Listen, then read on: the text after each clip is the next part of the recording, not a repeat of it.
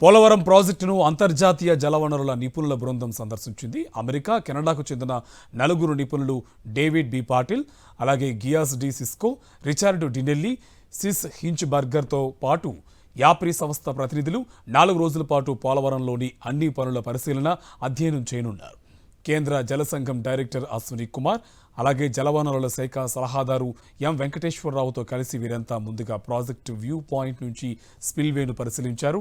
అనంతరం ఎగువ coffer dam, దిగువ కాఫర్ డ్యాంలలోని లీకేజీలను నిశితంగా పరిశీలించారు. ఎగువ, దిగువ కాఫర్ డ్యాంలో కట్టడానికి ముందు లీకేజీలను అడ్డుకట్ట వేయడానికి జెట్ గ్రౌండింగ్ చేసిన విధానాన్ని అధికారులను అడిగి తెలుసుకున్నారు. ఇక వరద గరిష్ట స్థాయిలో ఉన్నప్పుడు ఎగువ, దిగువ కాఫర్ డ్యాంలలో లీకేజీ స్థాయి ఎంత ఉందని అడిగి తెలుసుకున్నారు. కాఫర్ డ్యాంల లీకేజీలను తెలుసుకోవడానికి ఇప్పటిదాకా నిర్వహించిన పరీక్షలపై ఆరా తీశారు. ఫోటో ఎగ్జిబిషన్ను చూసి మ్యాప్ ద్వారా పనుల వివరాలను తెలుసుకున్నారు.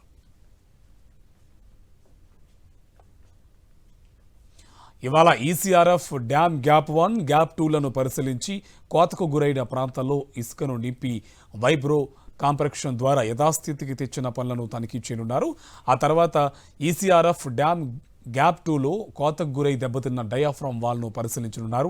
పోలవరం ప్రాజెక్టులో ఇప్పటి వరకు జరిగిన మొత్తం పనులు, భారీ వరదలతో నిర్మాణాలు ఎంతవరకు దెబ్బతిన్నాయనే దానిపై ప్రాథమికంగా ఒక అంచనాకు వచ్చిన తర్వాత ప్రభుత్వానికి నివేదిక ఇవ్వనున్నారు.